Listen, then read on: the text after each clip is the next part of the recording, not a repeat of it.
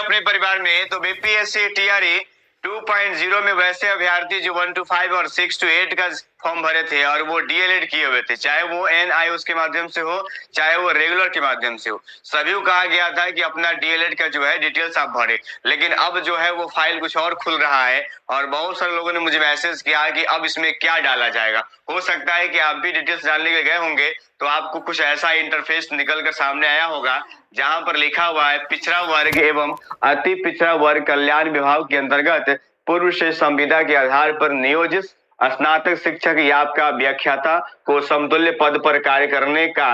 और यहाँ पर देख सकते हैं class subject post teacher lecturer school name, उसके में डिपार्टमेंट नेम और कब से कब आप किए है वो। उसके अलावा जो है आपको यहाँ पर कह सकते हैं वर्किंग एक्सपीरियंस और टोटल जो है यहाँ पर कह सकते हैं कि रिन्यूअल वर्किंग एक्सपीरियंस और अपलोड आपको सर्टिफिकेट करना।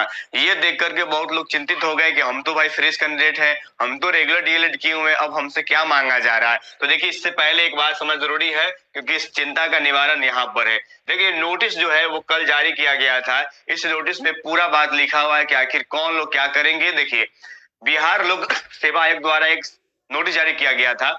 यहाँ पर लिखा हुआ है कि विज्ञापन संख्या 27/2023 अध्यापक नियुक्ति प्रतियोगिता परीक्षा टीआरई 2.0 के अंतर्गत पिछड़ा वर्ग एवं अति पिछड़ा वर्ग कल्याण विभाग के लिए आवेदन करने वाले वैसे अभ्यर्थी जो पिछड़ा वर्ग एवं अति पिछड़ा वर्ग कल्याण विभाग के अंतर्गत संविदा के आधार पर पूर्व से नियोजित स्नातक शिक्षक या व्याख्याता का समतुल्य पद अगर धारित करते हैं तो उन्हें विज्ञापन के अनुरूप जो है वो अपना एक्सपीरियंस देना पड़ेगा, क्योंकि उसमें जो है अधिमानता के आधार पर उनको अंक दिया जाएगा, यानी बोनस अंक उनको मिलेगा जो ऑलरेडी कार्यरत शिक्षक है। जैसे बात किया जाए नियोजित है, संविदा के आधार पर है और एससी एसटी विद्यालय में है, उनसे एक्सपीरियंस मांगा जा रहा है उनको बेनिफिट पहुंचाने के लिए। या लिखा हुआ इंटर योर एक्सपीरियंस डिटेल्स, यानी ये जो इंटरफेस आपका खुल रहा है वो उनके लिए जो कार्यरत है। तो मतलब रेगुलर वाले के लिए तो भाई कार्यरत नहीं है तो उनको यहाँ कुछ करना नहीं। अब सवाल आता है कि हमको इंटर जो है वो डीएलएड डिटेल्स डालना है, ना कि हमको इंटर योर एक्सपीरियंस डिटेल्स। देखिए आपको हम एक बात और समझा रहे हैं कि मामला आखिर हुआ क्या।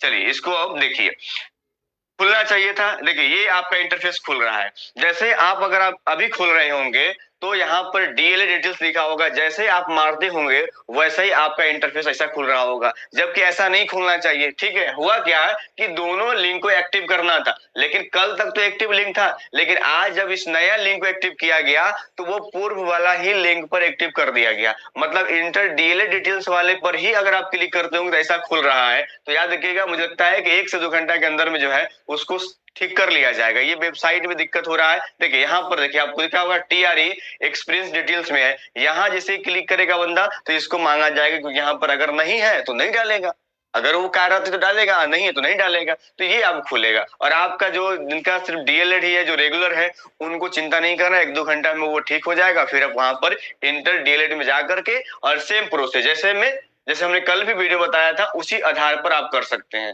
देखिए सेम प्रोसेस है। यहाँ पर देखिए यहाँ पर जो हमने बताया था आपको बस यही चीज आपको देखने को मिलेगा। सिंपली फॉर्म में डीलर यहाँ रेगुलर होगा, यहाँ क्लिक कीजिएगा, अगर एनआईओ यहाँ क्लिक कीजिएगा और बोर्ड जो होगा वहां डालेगा। इंटर आपका जो है यहाँ पर 24 लिख देना है, ठीक है। और कोई मंथ वगैरह ऐसा बात नहीं है ना, 24 यहाँ लिखना है जो भी आपका हो। और उसके बाद में डेट, पासिंग डेट यहाँ पर लिखा हुआ उसको यहाँ पर आप डालेंगे, कैलेंडर यहाँ पर खुलेगा फिर डाल लीजिएगा। तो यानी दिक्कत नहीं है, बस लिंक वो भी एक्टिव होना था और ये भी एक्टिव होना था। और याद रखिए जिन्होंने खाली डीएलएड 1 to 5 ही डाला होगा उनसे मांगा नहीं जा रहा है, क्योंकि वो 6 to 8 वाले के लिए, जो कार्यरत वाले के लिए चिंता नहीं लेना, 1-2 घंटा में जो है वो साइट ठीक हो जाएगा और फिर आप वहां पर पुट कर सकते हैं। ठीक है, अब मुझे लगता है कि आपका डाउट्स क्लियर हो गया होगा।